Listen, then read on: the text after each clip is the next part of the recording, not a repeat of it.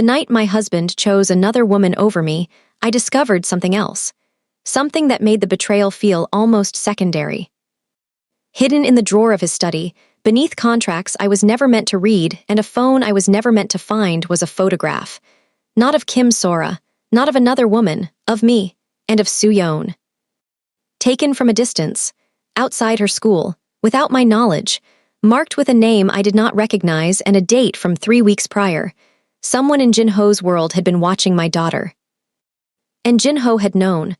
That was the night everything changed. Not just my marriage, everything.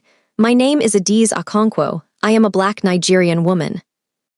And I was married for 6 years to one of the most feared men in Seoul's underworld. I want you to understand something before I tell you this story. I did not leave because my husband was imperfect. I did not leave because marriage was hard. I left because I finally understood that staying was going to get my daughter killed. And I left because the man I had trusted with my entire life had been lying to me about the thing that mattered most. This is not a simple story of betrayal. It is a story about what a mother does when love and survival stop pointing in the same direction. I came to South Korea at 26, carrying 2 suitcases and a belief that the world was fundamentally generous to people who worked hard and loved honestly. I had studied fashion design in Lagos. A Nigerian clothing brand had partnered with a Korean textile company, and I was sent as part of a 3-month exchange. Young, eager. Convinced that 3 months in Seoul would simply be an adventure before I returned home and continued the life I had planned. I did not plan for Park Jin-ho. I met him at a rooftop gathering hosted by the textile company on a night in late spring when the city was warm and bright and full of possibility. He was not supposed to be there. He had come as a guest of a guest, someone described afterward simply as a business associate. He stood near the edge of the rooftop, slightly apart from the crowd, wearing a dark suit with no tie, his collar open at the throat. He was not the tallest man in the room. But he carried himself with a stillness that made you notice him before anyone else. The kind of stillness that comes not from peace, but from absolute control. A man who had learned, at great cost, to never let the surface of himself reveal what moved underneath. What I remember most is that he was the only person at that gathering who did not stare at me as though I were an oddity. He looked at me the way a person looks at something genuinely beautiful. Steady, patient, as though he had decided in that first moment that I was worth the time it would take to understand. He asked where I was from. When I said Anambra State, he did not nod blankly the way most people did. He said, "Tell me about it." And he meant it. We talked for 2 hours.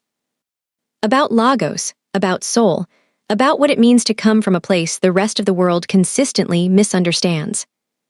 He told me he had grown up poor in Busan, youngest of 5, a father who drank, a mother who worked herself into an early grave. He said he had built everything from nothing, through discipline and sacrifice and decisions he was not always proud of. I should have pressed him about those decisions. I know that now. But I was 26 and falling, and I told myself there would be time for the harder questions later. There is never as much time as you believe. Over the following weeks, Jin-ho pursued me with a quiet, deliberate tenderness I had never encountered. He sent flowers to my apartment, never my office, because he understood that I was a professional who valued her dignity. He took me to small, extraordinary restaurants where the food tasted like someone's grandmother had cooked it with full attention and love. And one evening, he surprised me by producing 3 phrases in Igbo, carefully, imperfectly, watching my face with those serious eyes to see if he had done it right. I laughed, really laughed. The kind that starts deep and takes you by surprise. And when it settled, I looked at him across the table and felt something I had no single word for. The feeling of being seen completely by another person, not the interesting parts, all of it. I called my mother in Anambra. She listened. Then she said, "Adiz. Does he treat you like something of value?" I said yes. She said, "Does he make you feel seen?" I said yes. She said, "Then stay, but keep your eyes open, my daughter. Love is not blind. Love must see clearly to last." I stayed. 6 months became a year became 2, and I became Mrs. Park. Our wedding was small. A ceremony in Seoul followed by a celebration in Lagos that my mother organized with everything she had. I wore white in Seoul and deep purple and gold in Lagos. Jinho stood in the middle of my large, loud, joyful Nigerian family and looked, I will never forget this expression. He looked like a man who had finally come home to something he had not known he was missing. I believed we were going to build something extraordinary. I was not entirely wrong. We built something real. I simply did not understand yet how many lies were already buried in the foundation. The truth about Jinho's work arrived the way all difficult truths arrive, not in one clear moment, but in accumulating details that become impossible to ignore. Men came to our house. Respectful, quiet, watchful men with eyes that never fully relaxed even when their mouths were smiling. Money arrived without explanation. His phone rang at hours that made no sense. And the way certain people spoke to him, not like employees, but with something heavier than that, told me what my heart had been resisting. I confronted him 8 months into our marriage. I sat across from him at the kitchen table, hands folded, and said clearly, Jinho, tell me the truth about what you do. The room went quiet. Just the hum of the refrigerator and the sound of traffic outside and the weight of a question that could not be unasked. He looked at me for a long moment. Then something moved behind his eyes, not deception, but something closer to exhausted relief, as though he had been carrying the pretense so long that being asked directly was almost a mercy. He said, I run things the law does not approve of. I am not going to insult you by pretending otherwise, but I keep my world completely away from you. That is my promise. You will never be touched by what I do. I sat with that promise for a long time. I was already 3 months pregnant. I was already so deeply in love with this man that leaving felt like removing something essential from my own body. And I believed him. Not because I was naive, but because he said it with his whole face, no flicker, no escape, the way he said everything that was true. What I did not know then, what I would not discover until that terrible night in February more than 5 years later, was that his promise had already been broken before he made it. The world he claimed to keep away from us had never been away from us at all. Our daughter Suyeon Adi's Park came into the world on a Thursday in October. In the delivery room, Jinho held her with trembling arms, and when her tiny fingers wrapped around his index finger, he bowed his head and wept. I had never seen him cry before. I never fully saw it again. For a while, fatherhood changed him. He came home earlier. He put his phone down at dinner. He sang old Korean folk songs on the nursery floor while I watched from the doorway holding a love so full it almost hurt. But the world he operated in does not pause for fatherhood. It does not pause for anything. The absences resumed. Late nights became missed dinners. Missed dinners became weekends away with 3-word explanations. His phone became something he guarded. The sentences answering my questions grew shorter until they were replaced entirely by silence. I raised Suyeon almost completely alone. She took her first steps on a Tuesday afternoon with only me there. I sent Jinho the video immediately, heart full and aching simultaneously. He replied 4 hours later with a single heart emoji. I stood in the kitchen that night after she was asleep and cried so quietly that no one heard. That was the particular cruelty of my loneliness. I had learned to grieve without making any sound at all. Then came the birthday that I think about still. Suyeon's 3rd birthday. I baked her cake myself, invited her small friends, decorated the house with colors she loved. Jinho had promised, hand to chest, eyes direct, to be home by 4 o'clock. 4 came, then 5.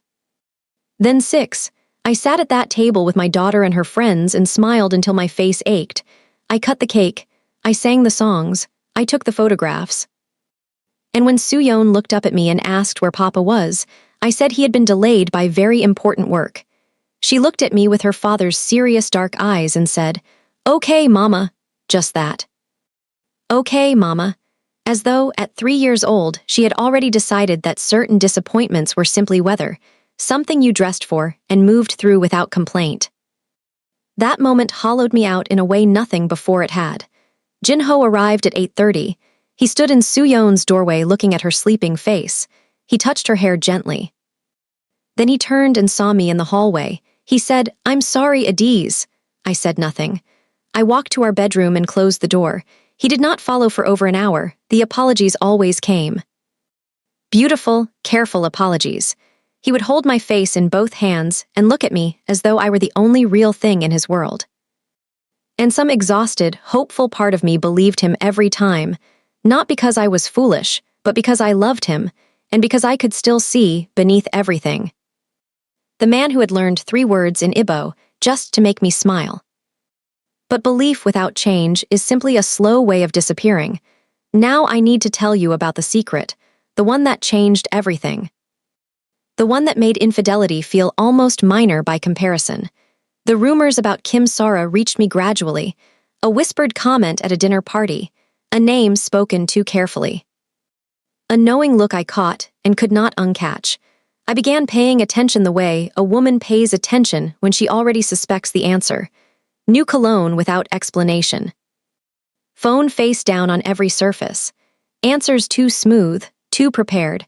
On certain nights he came home relaxed in a way that had nothing to do with work being resolved. On a Thursday night in February, Jinho told me he had a late meeting and would not be home until morning. He kissed my forehead, that brief, absent kiss, and left at 9 p.m. I could not sleep. I sat in the kitchen. Tea went cold. Around 11 o'clock, I walked to his study to find a document he had mentioned, something about Soo-yeon's school enrollment for the following year. I had been in his study hundreds of times. I knew where he kept the household files. But that night, I opened the wrong drawer, and my life divided itself permanently into before and after. Inside the drawer was a separate phone, not his regular one, a second phone I had never seen. Beneath it, a folded document in Korean that I could read well enough after 6 years in Seoul. A financial record, payments, names, and beneath that the photograph, me and Soo-yeon outside her school, taken from across the street. Recent, the date stamp confirmed 3 weeks prior. In the margin, written in pen, a name I did not recognize. And beneath the name, 2 words in Korean that I understood immediately. Insurance policy. My hands went cold. I sat on the floor of that study for a long time, holding that photograph, understanding what it meant. Somewhere in the organization Jinho ran, or perhaps an organization that opposed him, someone had decided that his wife and child were leverage. We were not protected by his power. We were endangered by it. We had always been endangered by it, and the document beneath the photograph told me something worse. Jinho had received notification of this surveillance 6 weeks ago. He had known for 6 weeks that someone was watching our daughter. He had said nothing, done nothing that I could see. And then spent his evenings with Kim Sora, while his wife and child moved through daily life completely unaware that they were being watched. I put everything back exactly as I found it. I walked back to the kitchen, sat down. And the anonymous message arrived on my main phone 40 minutes later. The photograph of Jinho and Kim Sora at a private residence, time-stamped 11:47 p.m. I looked at both images. The one sent to me, the one I had found, and I understood that I was not simply a betrayed wife. I was a woman whose husband had chosen his comfort, his secrets, and another woman over the physical safety of his own child. The lock inside me did not just turn that night, it sealed. I packed with the precision of someone who understands that speed and silence are survival, not just our clothing, our passports, birth certificates. Every document that proved who we were and gave us the right to move through the world. The money I had saved privately over 3 years, carefully, quietly, in an account Jinho did not know existed, because some voice in me had always whispered that I might need it. I took Soo-yeon's Rabbit, her 3 most loved books, the photograph from our Lagos wedding, my mother mid-dance, Jinho laughing in purple and gold. I left everything he had given me, the jewelry, the luxury, the beautiful, expensive evidence of a life that had been secretly built on danger. I stood in Soo-yeon's doorway and looked at her sleeping, arms above her head, mouth slightly open, completely trusting and completely vulnerable. I thought about that photograph, her school.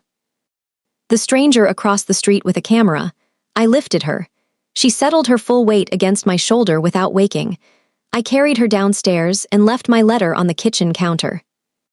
Jinho, I found the photograph in your drawer, the one of me and Suyeon outside her school. I read the document beneath it. I know you have known for 6 weeks. I am not leaving because you chose another woman. I am leaving because you chose your secrets over your daughter's safety.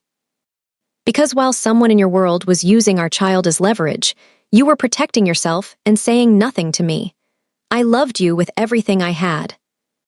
But I will not allow Suyeon to grow up as someone's insurance policy.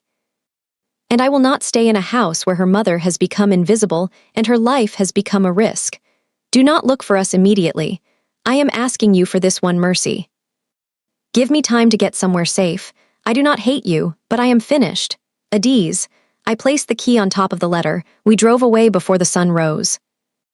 I took Suyeon to my auntie Ngozi in Incheon, my mother's sister. 20 years in Korea, a woman made of quiet strength and practical love. She opened her door at dawn, looked at my face, looked at Suyeon sleeping against my shoulder, and stepped aside without a single question. She fed us. She gave us her guest room.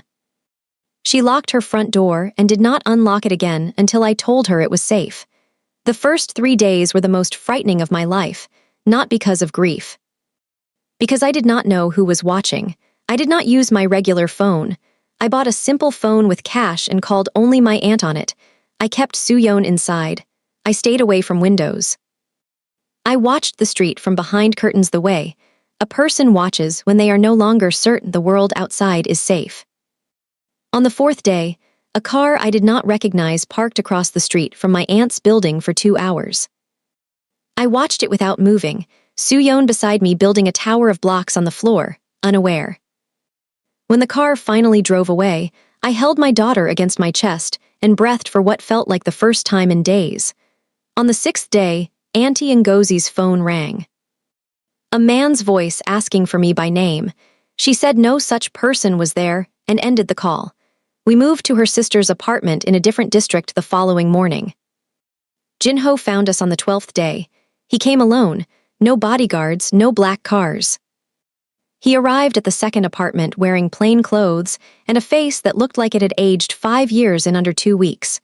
Dark circles, a jaw that had not seen a razor recently. The controlled, composed man who had walked into every room of his life like he owned it had been replaced by someone I had never seen before. A frightened father. My aunt opened the door. Looked at him, then looked at me. I said, "Let him in." But I did not sit across from him at the table this time. I stood. I needed to be standing for what I was about to say. He came in and the first words out of his mouth were not about Kim Sora, not an apology for the affair. He said, "Are you safe? Both of you, are you safe?" I said, "You tell me, Jinho. You have known about the photograph for 6 weeks. The color left his face. He sat down slowly, put both hands on the table, and for a long moment he could not speak. Then he said, "It was handled." I handled it before he stopped, started again. I was managing it. The threat was neutralized before that photograph was even taken from his possession. I did not tell you because I did not want to frighten you over something I had already resolved. I said, "You decided for me what I should be frightened of." While our daughter was being photographed outside her school, you decided I did not need to know. You made that decision for me, Jinho, and then you went and spent your evenings with another woman. He closed his eyes. I said, "I need you to understand something. The affair I could have survived. I was devastated. I was humiliated. But I had survived your absences and your silences and your broken promises for years. What I cannot survive, what I will never accept, is being kept ignorant of a threat to my child's life. That is not protection. That is control. And it tells me that even after all these years, you do not see me as your equal. You see me as someone to be managed." He was quiet for a long time. Suyeon's voice came through the wall, bright, easy, a child's voice untouched by everything happening around her. Finally, Jinho said, "You are right about all of it." I had expected defense. I had prepared for it. His agreement hit me harder than an argument would have. He said, "I told myself I was protecting you by not telling you. But the truth is that I did not want to face what telling you meant, that you would see exactly how dangerous our life was, that you might leave. I was managing my own fear, not your safety." And I am ashamed of that. I am deeply ashamed. I said nothing. I waited. He said, I ended Kim Sora the morning I came home and found your letter, not because you left. Because reading what you wrote made me see myself clearly for the first time in years, and what I saw was a man I did not want to be. He looked up. I want to get out entirely, not reduce. Not rearrange. Out. I have already contacted the people who need to be contacted. It will take time. This kind of exit takes time and must be done carefully, or it creates more danger, not less. But I am telling you this now, not managing it quietly and presenting you with results. I am telling you because you deserve to know. You have always deserved to know. I looked at him for a long time. I thought about the man on a rooftop who learned Igbo to make me laugh. I thought about the man weeping in a delivery room. I thought about 6 weeks of silence while our daughter was being photographed. I thought about the heart emoji. I said, I am not coming back, Jinho. Not now, not yet, maybe not ever. You do not get to dismantle your empire and collect your family on the same timetable. What you are doing, if you are truly doing it, you do it because it is right. Not as payment for my return. He nodded. I said, but I will not run from you. You can be Soo-yeon's father. You can call her every evening. You can show up for her the way you never showed up before. And in time, a long time, I will tell you whether there is anything left between us worth rebuilding. But you do not rush me. You do not pressure me. And the first moment I believe you are prioritizing your own agenda over my daughter's safety, we disappear and you will never find us again. He said, I understand. I said, I need you to do more than understand. I need you to prove it, slowly, with no expectation of reward. The months that followed were the hardest and the most clarifying of my life. I moved Soo-yeon and myself into a small apartment in a quiet part of the city. I returned to work. A Korean fashion house had been interested in my portfolio for years, and I finally said yes. I built a life that was mine. Small at first, sometimes lonely, but mine. Jinho called Soo-yeon every evening at 7 p.m. without missing a single night. He came to visit her on weekends, always to neutral places, parks, restaurants, never to our apartment, because I had not offered that and he never asked. He brought her small things she loved. He sat on park benches and listened to her talk about her day with the full, focused attention I had spent years begging him to give to our marriage. He never once, in those months, asked me where we stood. He did not send flowers, did not write emotional messages, did not perform transformation for my benefit. He simply showed up consistently for our daughter, and by extension, quietly for me. 6 months in, his attorney sent me documents verifying his exit from the organization. Not a summary. The actual documents, every agreement, every transfer, every severance. It had cost him enormously, financially, professionally, in ways I understood without needing to be told. He had surrendered the power he had spent his entire adult life accumulating. He had done it without telling me he was doing it as a gesture. That was when I started, cautiously, to believe that he had actually changed. But believing and trusting are not the same thing, and trusting and returning are not the same thing either. I called my mother in Anambra. She said, Adiz. What does your spirit tell you? I said, it tells me he is different. She said, and what does your wisdom tell you? I said, it tells me to take more time. She said, then take more time. A man who has truly changed will still be changed when you are ready. At 9 months, I agreed to have dinner with Jinho. Just the two of us, after Soo-yeon was with my aunt for the evening. A quiet restaurant, no performance. He arrived before me and was sitting when I walked in, something he had never done before, always the one who was waited for, never the one who waited. He stood when he saw me, did not reach for me, simply waited until I had settled before he sat again. We ate, we talked. And then I said the things I had never been able to say while I was still inside the marriage, because when you are inside a pain you cannot yet name it fully. You can only feel it. I told him what it had felt like to be invisible, to be lonely inside a house full of beautiful things, to watch my daughter absorb his absence like weather. To find a photograph of her outside her school and understand in one moment how expendable we had actually been in the calculations of his life. He listened to every word. He did not interrupt. He did not defend, he did not look away. When I finished, he said very quietly, "I do not have words large enough for what I cost you. I know that. I am not going to try to find them tonight. I just want you to know that I heard everything you said, all of it, and I am going to carry it not as guilt, but as understanding. Because you deserved better than what I gave you, and the least I can do now is understand the full weight of that honestly." I looked at him across the table. I thought about everything. I said, "I am not ready to come back. I want to be honest with you about that. I don't know if I will ever be ready, but I am willing to continue, to see who you are becoming. To give this, whatever this is now, the time to show itself clearly." He said, "That is more than I deserve. I will take it." It took 14 months total. 14 months of cautious, difficult, deeply imperfect rebuilding, counseling separately at first, then together. Conversations that required more honesty than either of us was entirely comfortable with. Moments of warmth, followed by moments of fear, followed by moments of choice. There was a night, approximately 11 months in, when I came close to ending it entirely. He had been delayed at a meeting, a legitimate meeting, I knew that, but the old pattern of waiting triggered something in me so visceral and complete that by the time he arrived I was shaking.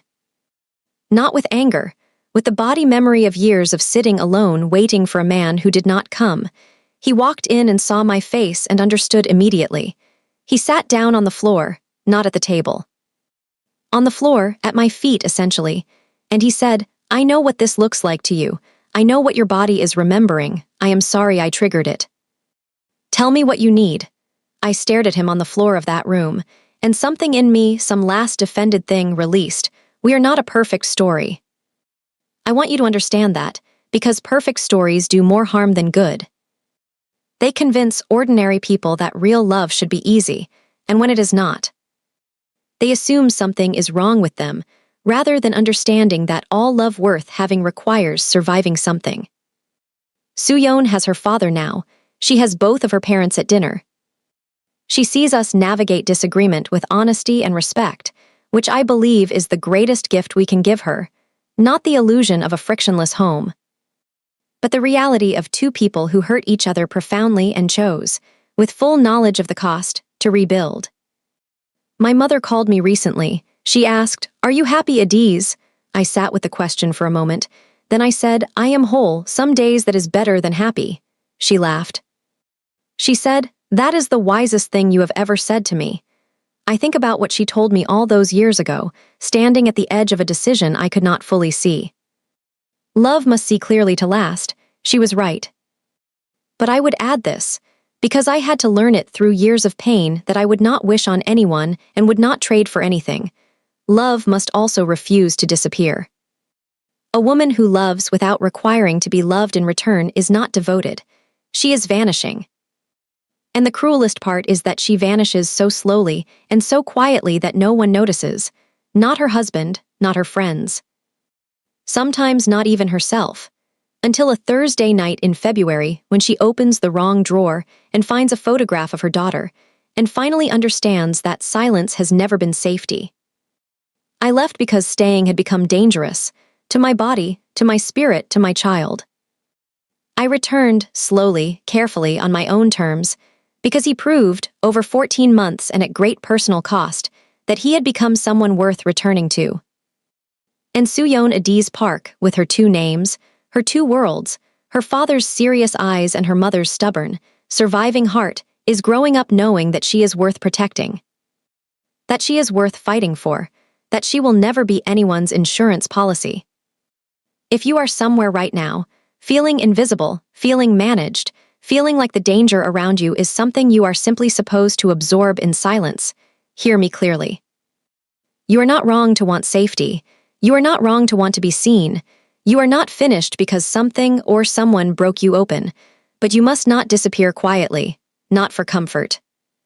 Not for security, not for love, not for anyone. Your life is not leverage, and neither is your child's. Thank you for watching. If you enjoyed the story, expect more from here.